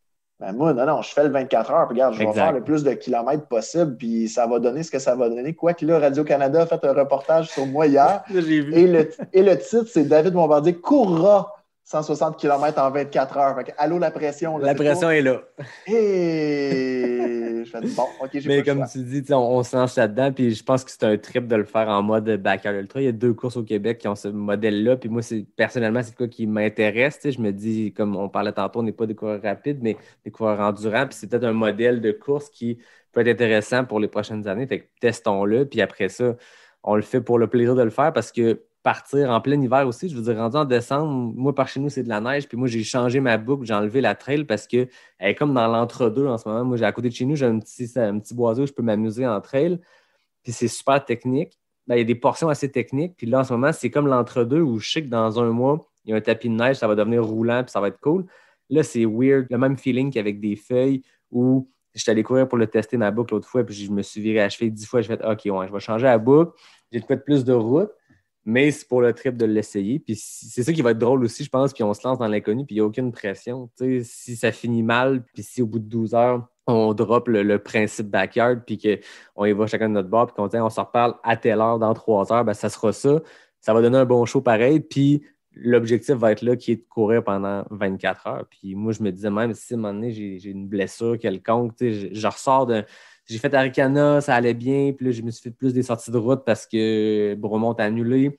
Petit bobo, je me dis, si les bandelettes décident d'être tannantes pendant ces 24 heures-là, ben, je switcherai en marche puis je marcherai le dernier 4 heures s'il faut, mais on va cumuler des kilomètres le plus possible pour cette belle cause-là. Là. C'est ça, mais c'est ce qui est spécial d'une course comme celle-là, c'est que c'est tout l'aspect de à quel rythme tu vas pour pas trop te maganer, garder un peu de temps de repos entre chaque boucle, mais si tu vas trop vite, oui, tu as plus de repos, mais tu te maganes plus, c'est comment? Puis de le faire en marche rapide, tu peux quasiment réussir. Ah oui. Mais c'est de gager tout ça. Puis en tout cas, moi l'asphalte, honnêtement, je pense que depuis 2 semaines, là, je fais juste courir sur l'asphalte parce que j'essaie de préparer mon corps à ce qui s'en vient. Mais je pense que j'ai plus couru sur l'asphalte en 2 semaines que pour tout le reste de l'année au complet. Je cours jamais sur l'asphalte. Jamais, jamais, jamais. Comme je disais, j'ai une trail à 500 mètres de chez nous. On est chanceux pour ça. Puis, tu sais, en Estrie, puis à Québec aussi, vous n'avez pas mal. Ouais, c'est ça. C'est assez facile de trouver des options. Fait que là, c'est de le faire vraiment sur le bitume pendant 24 heures qui va être un bon challenge. Moi, ce matin, je suis allé faire ma dernière longue, cette semaine, je vais prendre ça vraiment relax. Là. Il n'y a rien qu'on peut faire entre aujourd'hui et samedi prochain pour augmenter notre performance. Fait que rendu là, je vais peut-être me faire un plus gros taper parce que je sais que je ressors des petits bobos, pas des blessures.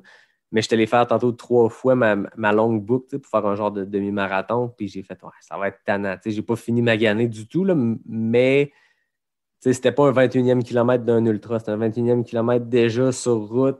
Puis je m'étais collé sur un pace que je vais essayer d'avoir la semaine prochaine.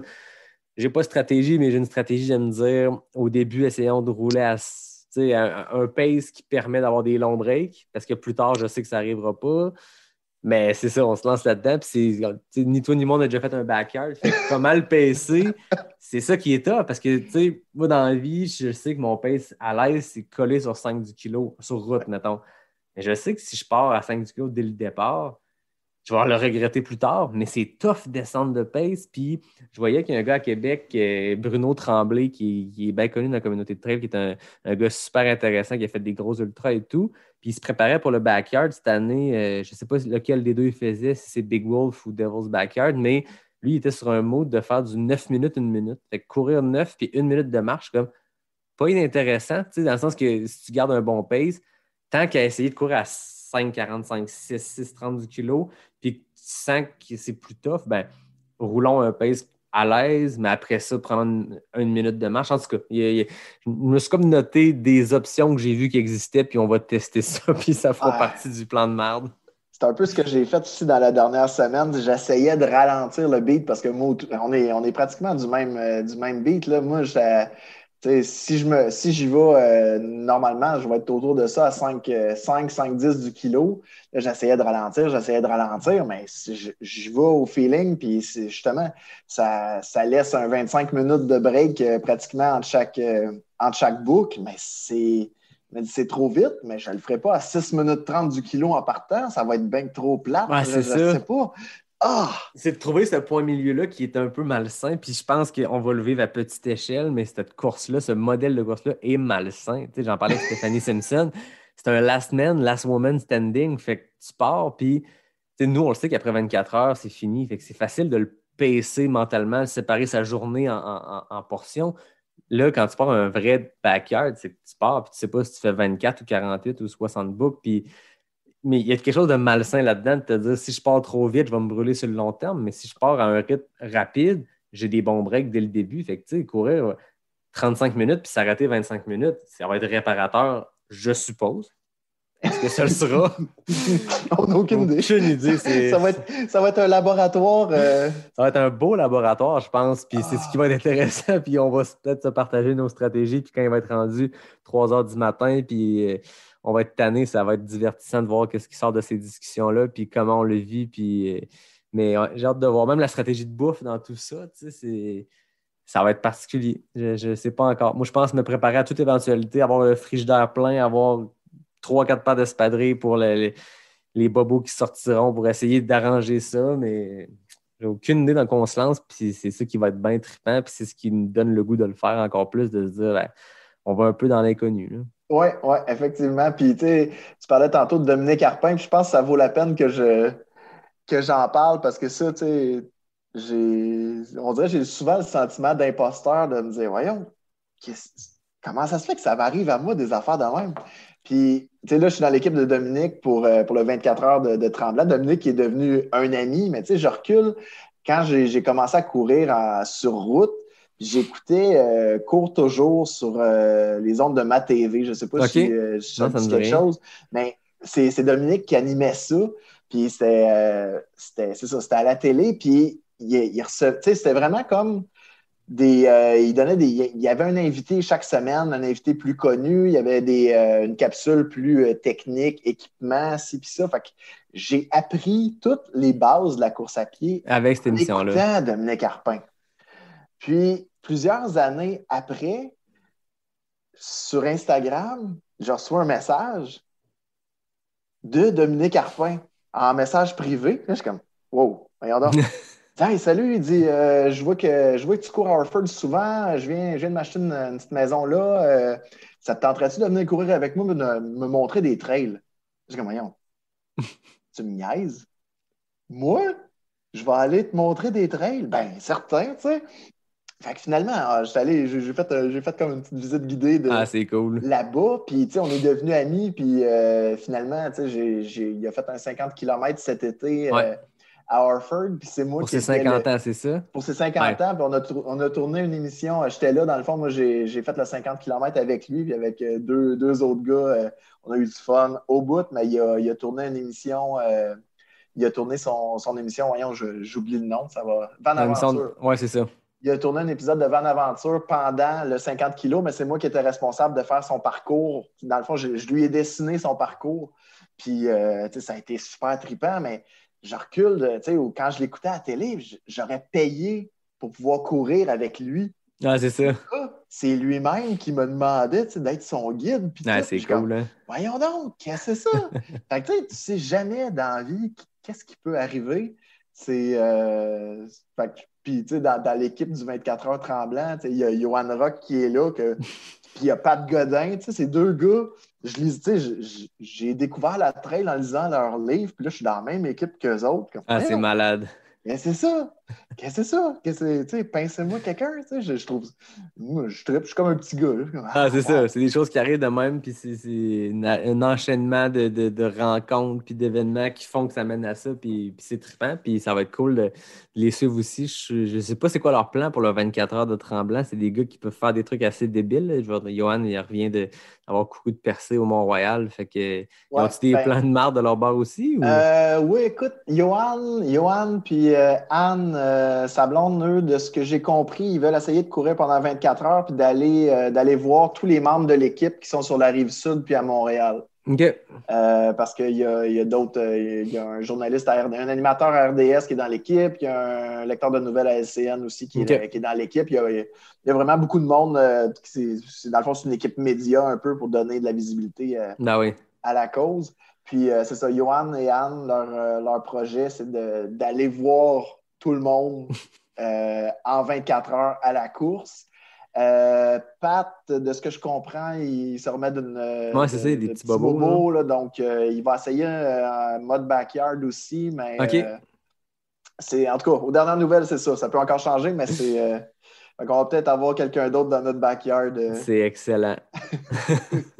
En tout cas, ça va être un beau trip. Je pense que ça va donner un bon épisode. Ça va changer le mode aussi. J'aime ça faire des rencontres, j'aime ça avoir ces discussions-là, mais là, d'être capable de ponctuer ces épisodes-là plus standards à des espèces de modèles éclatés de balado-réalité, je pense que ça va donner de quoi de bien intéressant, juste de voir. On le sait, là, dans des longs ultras, dans les longues performances comme ça, le cerveau va à des drôles de places. Puis, on parlait d'hallucinations avec Pat Godin ou on en parlait même avec toi tantôt. Est-ce que ce sera des hallucinations? Je ne sais pas, mais juste d'être dans ce mode-là puis de se parler aux heures, de se faire un genre de check-in de « puis, c'est ça. » J'ai l'impression que la phrase « quelle idée de marde » va revenir assez souvent. Ouais, puis tu sais, j'essaie d'avoir des entrevues pas de filtre où justement on prend une bière, on jase puis c'est décontracté, mais là je pense que le pas de filtre va prendre un autre niveau puis... J'ai le droit de dire marde à ton émission? Oh oui. Ton podcast, ouais, c'est bon? On devrait le dire quelques fois pendant cette nuit-là. Ils vont aller bip, bip! Exact. Non, c'est correct. Moi, c'est un format de balado où j'ai pas besoin de censurer. Fait que si on va quelque part puis que c'est moins catholique ce qu'on dit, ce sera juste drôle puis on décidera après si on le met en ligne ou pas. C'est bon. Ben c'était cool, David, de jaser. Avant de finir, j'ai mes questions classiques et mes questions éclair NAC. Tu connais un peu le principe, des petites questions rapides A ou B. Puis le FKT masculin, un gars de ton coin de pays, M. Elliott Cardin, qui a toujours le record à 27 secondes. Donc, tu me diras quand tu es prêt. J'ai préparé 10 petites questions, toutes simples, puis on se lance quand tu es prêt. Le FKT, on va-tu faire ça aussi après le plan de marde ou parce que là, c'est sûr que je ne serai pas rapide. Là. Ça pourrait être drôle de se trouver un 10 questions éclairs après le plan de marde. Mais je pourrais t'en préparer un pour toi. Écoute, on peut faire ça. J'aime l'idée. J'ai brûlé mon punch, mais écoute, on s'en reparle. Parfait. À notre 25e intervention, j'aurai une question, des 10 questions éclairs à répondre. On verra à quelle vitesse j'ai. Moi, j'ai prévu aussi la dernière boucle, après ça, prendre une petite bière, puis on terminera ça. On verra dans quel état. Moi, j'ai déjà dit à ma blonde, moi, après, ça va être un burger, genre... moi, je suis végé, mais un IW Beyond Meat, là, je pense que ça va être ça. Une bière et un burger, ça sera ma récompense. Fait qu'on aura l'occasion de jaser après aussi. C'est bon. Dis-moi quand t'es prêt. Je suis prêt. Route ou trail? Trail. Fast packing ou course organisée? Fast packing. Bière ou vin? Bière. Monter ou descendre la montagne? Monter. Questionnaire saveur choco-banane ou choco-amande? Choco-amande. Guatemala ou Nicaragua? Guatemala. Courir pour manger ou manger pour courir? Manger pour courir. Harford ou Bromont? Harford. S'entraîner seul ou en groupe? Seul. Hiver ou été? Été. 26 secondes, le FKT est à toi. Ah! C'est bien, la seule fois que je vais battre Elliott. Et voilà, c'est ce qu'on dit à chaque épisode quand les gens le battaient pas, mais c'est l'occasion de battre un élite. Mais là, voilà, 26 secondes et 40 dixièmes, centièmes, whatever. Tu es mon nouveau détenteur du FKT. Donc, félicitations, David. En tout cas, un gros merci, David. C'était super intéressant. Puis ça augure bien, je pense, pour le plan de marde de la semaine prochaine. Ça devrait être intéressant. Je termine en remerciant, comme à l'habitude, William, Nicolas et toute la belle gang de NAC qui présente cet épisode. Je remercie David Hébert qui signe le design graphique, mon ami Fred Desroches qui signe le thème musical. Puis je te remercie, toi, de t'être prêté au jeu de cette première étape de 2 d'épisodes avec Pas sorti du bois. Ben écoute, ça m'a fait très plaisir. Puis sérieusement, là, je trouve que tu fais une excellente job. C'est vraiment intéressant tes podcasts. Donc, j'espère que cela va être intéressant aussi. Mais pour tous les autres que j'ai écoutés, là, vraiment, là, je trouve ça vraiment, vraiment bon. Ben, merci, c'est super gentil. Puis j'en profite pour remercier tout le monde qui m'écoute. Toujours le fun de voir quand je mets l'épisode en ligne, voir dans le premier 24 heures, je suis rendu dans 400-500 écoutes, tu te dis fuck, c'est du monde qui attend ça, puis quand ça sort, ils l'écoutent, puis c'est trippant parce que moi, je vis ça sur plein d'autres podcasts que je suis, puis là, de voir que ça répond à un besoin, c'est un besoin, on s'entend.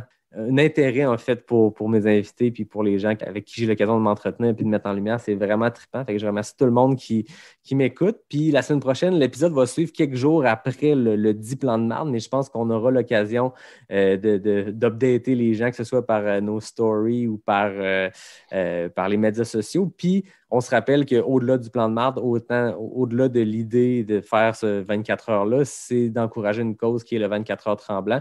Fait que chaque publication qui va parler de cet épisode-ci ou du prochain, je vais mettre les liens vers nos pages, puis on encourage les gens. Si vous avez un petit 5$ pour nous encourager, puis surtout encourager la cause, allez-y pour le 24 heures tremblant. Ça sera notre plan de marde pour une bonne cause. Donc, merci David, puis on se dit à la semaine prochaine pour un plan de marde et un 15e épisode de Pas sorti du bois, le podcast 100% trail.